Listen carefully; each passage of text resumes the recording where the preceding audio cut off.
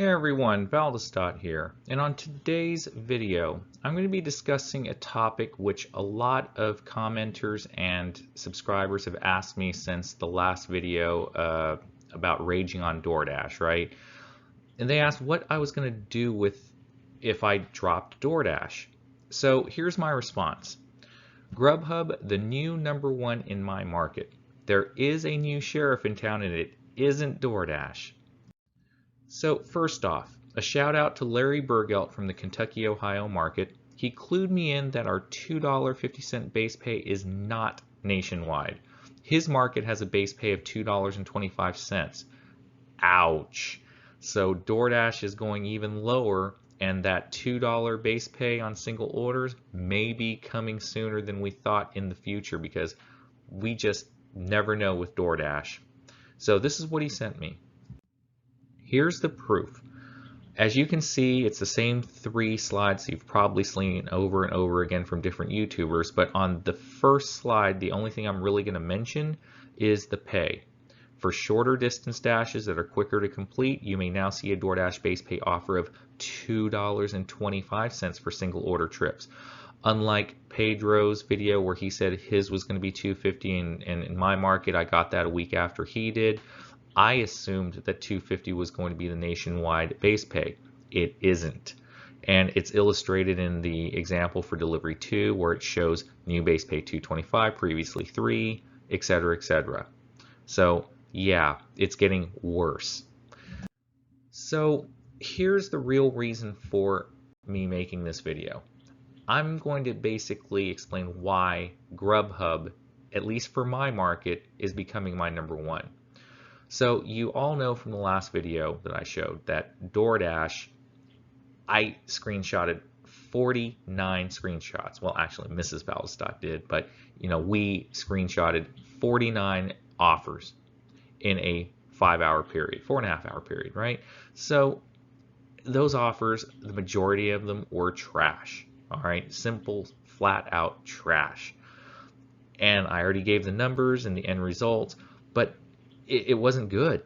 So we said, why don't we try doing a 5-hour shift, 4.5-hour shift on GrubHub and seeing where it goes and how much we make. So from 10:30 a.m. to 3 p.m. we did a GrubHub block, 2 separate blocks on Sunday, June 21st. So as you can see, it shows that GrubHub has consistently better paying, higher paying offers, at least in our market, better than DoorDash lately since the base pay dropped. I mean, you see here that KFC $8.79, Chipotle $9.79, Mr. Burrito $7, Buffalo Wild Wings almost $9, Chipotle $10, Dunkin' over $10, Panera over $7, Taco Mamacita $11, Taco Bell over $7, Hi-Fi Clyde's over $14, Marco's Pizza over $8, Burger King $7, Bantam and Biddy almost $19, $18.52. So you can see why we are kind of going more towards GrubHub now, because in our market we don't really see double-digit offers unless you're willing to drive to, let's say the next state and back, right? Or driving all the way to BFE, which is 10 plus miles away.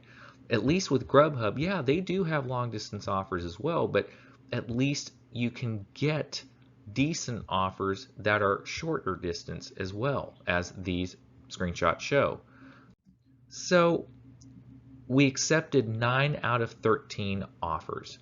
Okay, as you can see, we made $101 in 4.5 hours with a 69% acceptance rating, which is way higher than our DoorDashes. Okay, yeah, we only got 13 offers, but they were quality offers as compared to getting 49 offers on DoorDash in the last video, and we only took 11 or 12 or something like that. I mean, it was ridiculously low. So yeah, so as you can see, based off of the screenshots and our earnings, we prove everything. We take, basically you can see the rejects and accepts. We don't just make stuff up because we provide evidence. So the numbers show in the 4.5 hours we made $101.67 on GrubHub, and we only took 4 DoorDash offers for only $26 because the orders were straight up trash.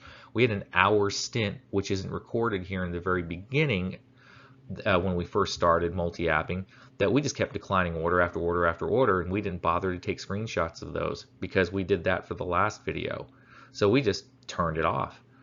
And then we turned it back on when GrubHub got a little slower. And then when we got a GrubHub order, we turned it DoorDash off again. I mean, it's gotten to the point where DoorDash is literally just not a viable app in our market, at least for us anyway. So you can only decline so many offers before you just get sick of the platform. The lesson here is this: don't be loyal to any one app. Heck, don't be loyal to gig apps or gig work in general.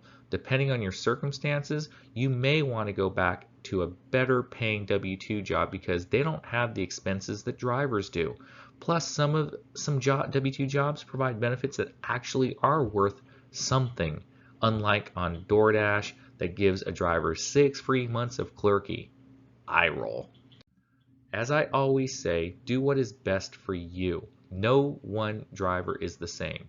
You can work longer hours or drive more miles to make your money, but at the end of the day, only you can decide if it's worth the amount of work that you put into it.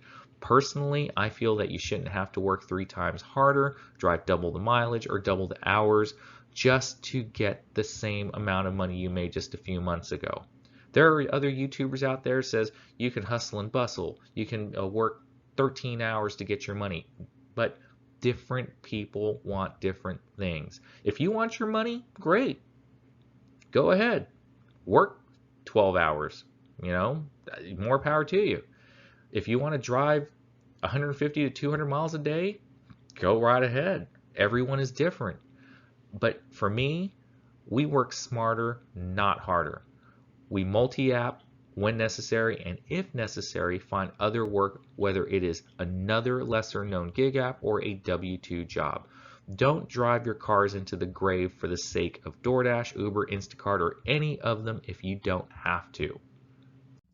Lastly, listen to this audio excerpt from ABC News about how Instacart or any other gig app in general can hurt your well-being. Listen to this. In 2020, as the pandemic was raging, Instacart says it suspended the rating system, but it's back, supposedly rewarding the hardest working shoppers and weeding out those who don't always get it right. Clinical and forensic neuropsychologist Dr. Judy Ho says the negative impact of rating systems can be detrimental to one's mental health and behavior. I think that the toll can be enormous, especially because you feel like you have to live and die by this rating system, and that can cause a person to maybe even do some really unsafe behaviors like driving really fast and erratically to try to deliver quickly or on time. And I think that it also makes it much harder for them to actually focus on doing their job in a quality way. Instacart declined our request for an interview, but in an email to ABC News, the company says they're also hearing from shoppers about the rating system and, quote, "We're always working to provide a consistently fair and reliable experience for shoppers, and we look forward to continuing to evolve our systems and processes to deliver the best offering for shoppers." The company points to measures like deleting a shopper's worst rating after 100 deliveries, saying that it helps ensure the customer rating is fair and accurate.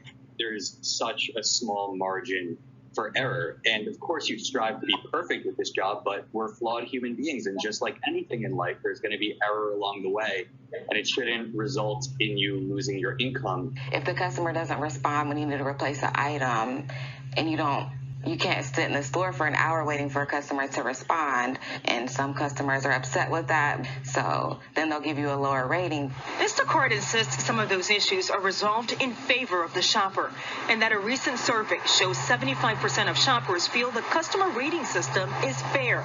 Some shoppers, however, have resorted to emotional pleas, begging customers to withhold tips instead of leaving a rating that could haunt them for weeks. So at some point, financially, it just didn't start making sense for you? Exactly. Ehud has since left the app. I do believe there should be some way to hold shoppers accountable. And you need to filter out any shoppers who are untrustworthy or who are constantly messing up the job. Customers don't know how harmful even a 4-star rating is. Oh my gosh, that makes me feel bad. As a customer, did you realize you had that much power? No, absolutely not. I would have definitely thought that 5 4-stars would have still been top tier, not just 5. Faith Abube, ABC News, Washington. So, after hearing that, kind of sounds like another platform we all know and hate, right? Or love. I'm just being funny. Doordash, their ratings. It puts stress on drivers fearing for their jobs. And they're lowering pay. And their rules are against us. I mean, sometimes you just have to know when to just give it up, as some other YouTubers are saying. Some are thinking, hey, DoorDash is not going to be the main app, or I'm just leaving the platform completely. So anyway, folks, that's pretty much it. If you got something out of this video, please click the like and consider subscribing to this channel so I can continue to help drivers like yourself to stay informed, make more money, and make better decisions that can benefit you. Thanks for watching and have a great day, everyone.